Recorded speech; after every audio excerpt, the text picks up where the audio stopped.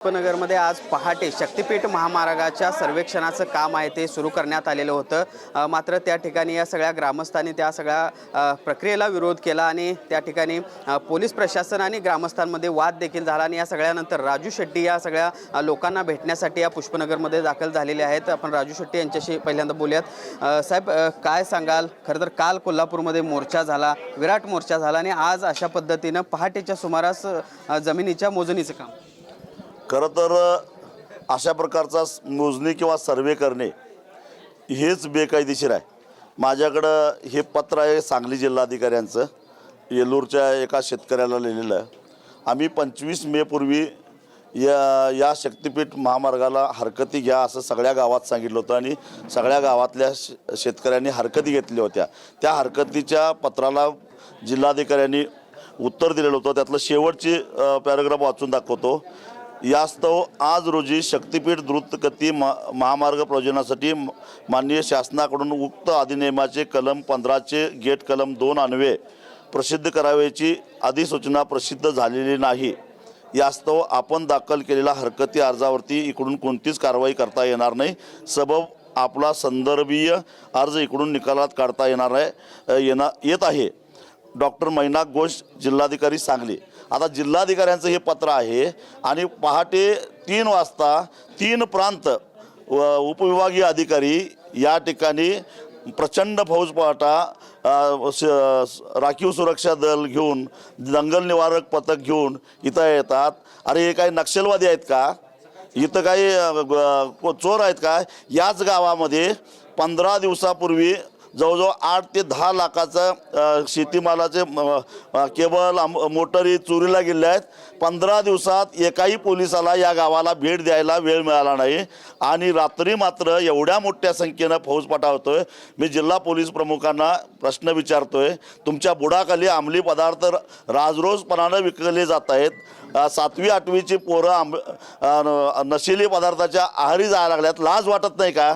ते राजरोजपणानं तेच चालू आहे, तुमचे हप्ते चालू आहेत आणि या गरीब शेतकऱ्यांच्यावर दडपशाही करण्यासाठी ते रात्री झोपलेले असताना रात्री येऊन मोजमाप करता लाजा नाही का वाटत? खाकी वर्दीतल्या गुंड घेऊन अशा पद्धतीनं जर का सरकार वागणार असेल तर जनरल डायरपेक्षाही वाईट पद्धतीनं हे वागायला लागलं। पण जनरल डायरनं जालियनवाला बाग हत्याकांड केल्यानंतर देशामध्ये ज्या प्रतिक्रिया उमटल्या त्याच प्रतिक्रिया या परिसरात उमटल्याशिवाय राहणार नाही। कारण हा सारा परिसर क्रांतिसिंह नाना पाटलांच्या पदस्पर्शानं पावन झालेला परिसर आहे। पत्री सरकार मध्ये सक्रिय असलेला हा सगळा भाग आहे, ते त्यांना गप्प बसून देणार नाही। तर महिलांनी त्यांच्या व्यथा मांडल्या, सकाळी काय झालं ते सांगितलं, अक्षरशः ओढत नेल्याच्या ची व्यथा महिलांनी तुम्हाला या ठिकाणी हो, सगळ्या आमच्या भगिनींनी त्यांच्या व्यथा सांगितल्या। खरं तर सकाळी पहाटे उठून शेणघाण करत असताना त्यांच्या लक्षात आलं की पोलिसांच्या गाड्या एकापाठोपाठ एक येत आहेत आणि एवढा प्रचंड पोलीस पाटा म्हटल्यानंतर त्या सगळ्या सावध झाल्या आणि त्या सगळ्या भगिनींनी मिळून पोलिसांना पिटाळून लावलेला आहे। खरं तर या जिल्ह्याच्या पोलीस अधीक्षकांची जिल्ह्यामध्ये बदली झाल्यानंतरच कुठेतरी तुम्ही ही शंका व्यक्त केलेली होती की शक्तिपीठ डोळ्यासमोर ठेवूनच त्यांची या ठिकाणी बदली करण्यात आली आहे। ही कुठं शंका आता खरी ठरते असं वाटते पहाटेचा हा सगळा प्रकार बघितला? ती माझी शंका अतिशय रास्त होती। ही आता ते तुषार दोशींनी आपल्या कर्तृत्वानं सिद्धच केलेलं आहे। या एवढे कर्तव्यदक्ष तुषार दोशी आहेत तर सांगली जिल्ह्यामध्ये अंमली पदार्थांचा सुळसुळाट का? काय अदानीचंच हे सगळे अंमली पदार्थ त्यांच्या पोर्टवरून आलेलं वाटप करायचं काम त्यांच्यावर दिलेलं आहे, हे त्यांनी सांगावं। या विभागाच्या आमदारांनी खरं तर या सगळ्या शक्तिपीठ महामार्ग आमच्या भागातून जावं असं पत्र दिल्याचं तुम्ही सांगतायत, जशी तुम्हाला माहिती मिळाली। मग आता काय नक्की पुढं भूमिका असणार?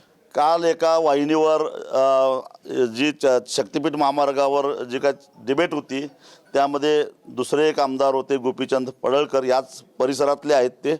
त्यांनी सांगितलं की हा शक्तिपीठ महामार्ग व्हावा म्हणून आमदार सुहास बाबर यांनी शासनाकडे पत्र दिलेलं आहे असं कालच त्यांनी सांगितलं. त्यांनी पत्र दाखवलं सुद्धा मीडियावर. आणि त्यामुळं जर इथले आमदारच रस्ता व्हावा असं पत्र देत असतील तर मग म्हटलं तुम्ही कुणाला निवडून दिला ते तपासून घ्या असं मी यांना सांगितलं.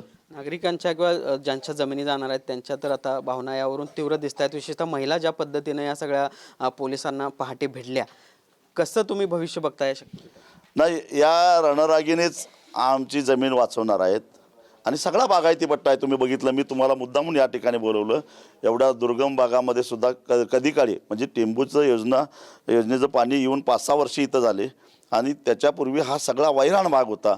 आणि आता हा सगळा हिरवा भाग झाला. कारण इथल्या 3 पिढ्यांनी प्रदीर्घ संघर्ष करून, अनेक पाणी परिषदा घेऊन, अनेक आंदोलन करून मग कुठं टेंबूचं पाणी या परिसरामध्ये आलेलं आहे.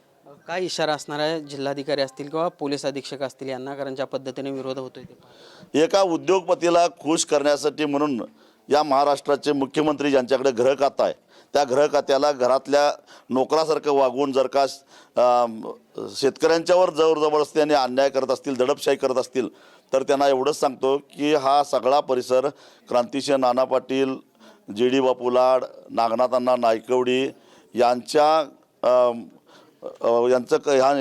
कर्तृत्व याच भागातून ते काम करत होते. त्यांचा हा परिसर आहे. त्यांनी त्या काळामध्ये इंग्रजांना पत्र्या ठोकल्या. आम्ही वेगळ्या पद्धतीनं तुमच्या पायात पत्र्या ठोकल्याशिवाय सोडणार नाही. आपण कशा पद्धतीनं राजू शेट्टी या पुष्पनगरमध्ये दाखल झालेले आहेत आणि या सगळ्या महिला आणि या सगळ्या स्थानिक नागरिकांनी सांगितलेली व्यथा ऐकल्यानंतर जिल्हा प्रशासन असेल किंवा पोलीस अधीक्षकांनी या सगळ्या शक्तिपीठ महामार्गाच्या सर्वेसाठी जबरदस्ती करू नये अशा पद्धतीचा इशारा देखील या निमित्तानं राजू शेट्टींनी दिलेला आहे. Journalist Sunil Katkar, Bhushan Patil, TV9 Marathi, Kolhapur.